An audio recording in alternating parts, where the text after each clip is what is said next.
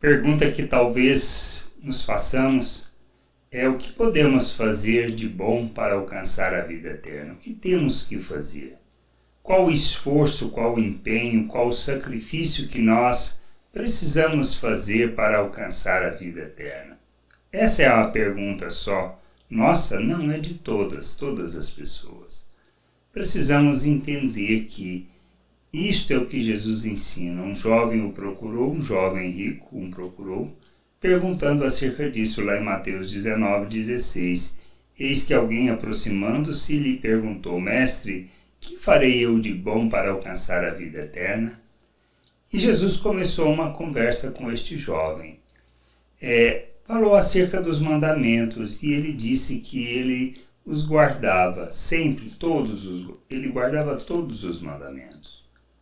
Jesus, conhecendo o seu coração, lhe faz uma proposta que ele deveria vender tudo, voltar e segui-lo. Mas esse jovem arrependido vai embora, pois era proprietário de muitas coisas. O que Jesus mostrou para este jovem? Que embora ele se empenhasse para fazer tudo para agradar a Deus, o seu coração não era de Deus.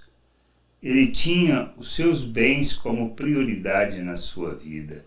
E isso que muitas vezes é o que nós fazemos, o que nós temos colocado. Primeiro, queremos fazer um sacrifício, pois achamos que devemos ser merecedores disto, ou seja, se nos empenharmos, nada mais justo e nada mais digno do que alcançar a salvação, receber de Deus esse benefício.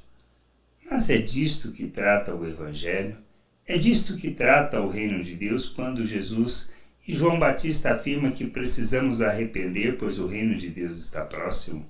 Não é disto, não é do nosso empenho, não é do nosso esforço, não é do nosso orgulho. Nós precisamos entender uma coisa. Jesus, quando começa o Sermão da Montanha, a primeira coisa que ele fala é: bem-aventurados pobres de espírito, porque deles é o reino dos céus.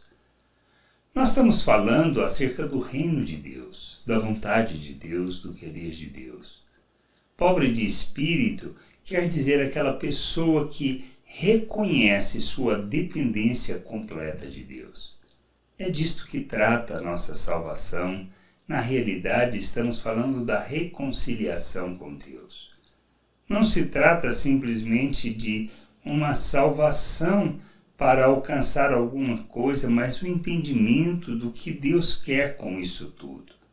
Nós não somos chamados para uma religião.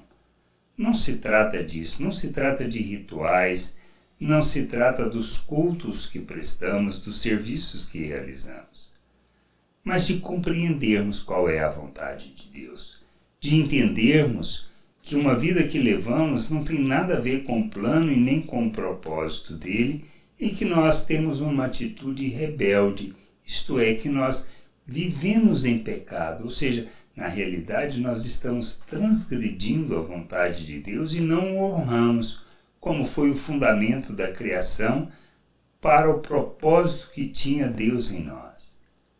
A igreja foi planejada desde antes da fundação do mundo, a salvação por meio de Cristo e o nos fazer a imagem de Cristo.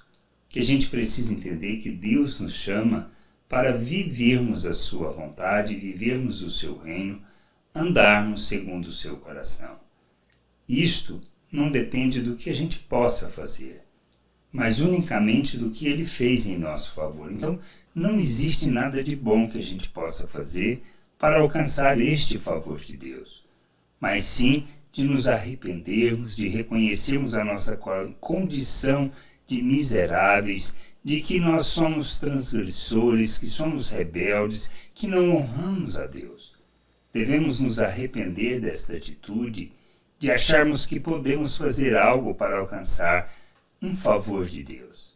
Não depende de nós, mas devemos reconhecer que Ele fez tudo em nosso favor por meio de Cristo Jesus para que nós nos reconciliássemos com Ele.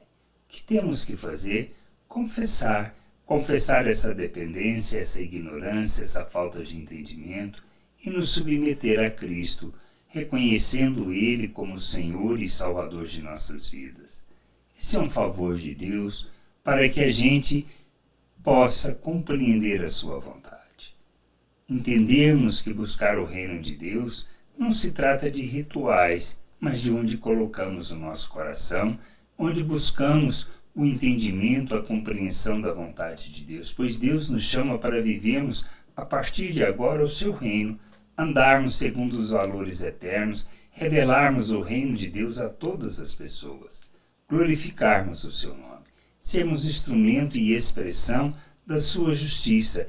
Ele nos chama para revelarmos Cristo ao mundo, para agirmos como Cristo, sermos imitadores de Cristo.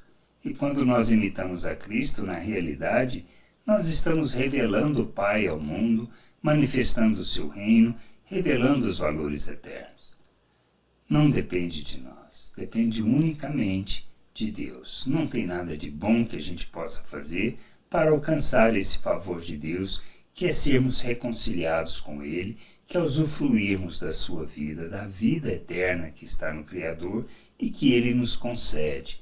Concede por sua graça, por meio da fé no que Cristo fez com nós, comprando-nos e resgatando-nos do pecado, para que a gente viva o reino de Deus, para que andemos na justiça de Deus, que a gente possa entender, compreender estas coisas e nos submetermos ao nosso Deus e nosso Pai.